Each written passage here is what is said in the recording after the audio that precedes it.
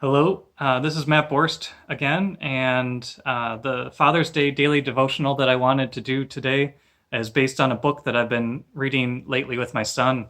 It's called The Zacks by Dr. Seuss. It says, "One day, making tracks in the prairie of Prax, came a north-going Zacks and a south-going Zacks. And what happened that both of them came to a place where they bumped, and there they stood, foot to foot and face to face. 'Look here now,' the north-going Zax said. 'I say, you are blocking my path. You are right in my way. I'm a north-going Zax, and I always go north. Get out of my way now and let me go forth.' 'Who's in whose way?' snapped the south-going Zax.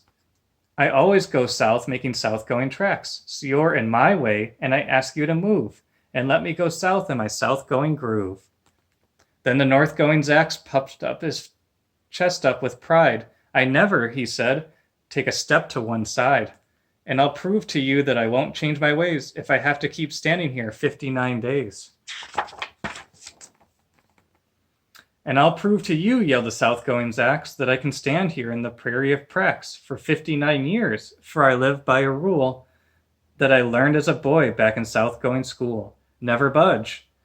That's my rule, never budge in the least. Not an inch to the west, not an inch to the east. I'll stay here, never budging. I can and I will, if it makes you and me and the whole world stand still.' Well, of course, the whole world didn't stand still. The world grew. In a couple of years, the new highway came through, and they built it right over those two stubborn Zacks and left them there standing unbudged in their tracks.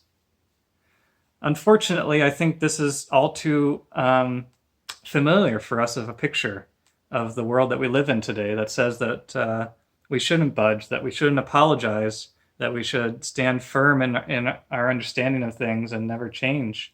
And unfortunately, the world doesn't really work that way. And God, I think, calls us to treat each other and live a different way. In Romans 12, starting in verse 9, he's got a different way of treating each other. It's titled Love in Action. "Love must be sincere. Hate what is evil, cling to what is good. Be devoted to one another in brotherly love, and honor one another above yourselves. Never be lacking in zeal, but keep your spiritual fervor, serving the Lord. Be joyful in hope, patient in affliction, faithful in prayer. Share with God's people who are in need, and practice hospitality. Bless those who persecute you, and bless and do not curse. Rejoice with those who rejoice, mourn with those who mourn. Live in harmony with one another. Do not be proud, but be willing to associate with people in low position, and do not be conceited. Do not repay anyone evil for evil. Be careful to do what is right in the eyes of everybody. If it is possible, as far as it depends on you, live at peace with everyone.'" And I think that's a much better picture, and that's actually something that my father taught me in how he treated us as kids and how he treated my mother and with love, even in times when it was difficult to show love. And that's something that I want to teach my kids as well as they grow up, is how to treat each other. And I think the world is very much a stubborn place right now, and I think there's a better way to treat each other, and by showing God's love and kindness. And so I want to share that today on this Father's Day of something that I learned from my father, and I want to share it with my kids as well, and with you. So will you pray with me?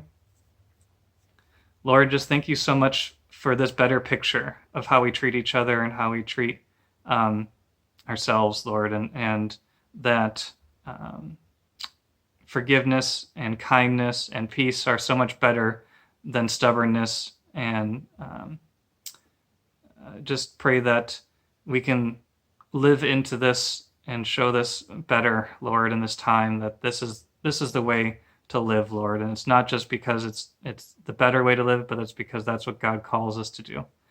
And so thank you for this time together, and just pray for the week ahead of us. All right, carry on and keep God.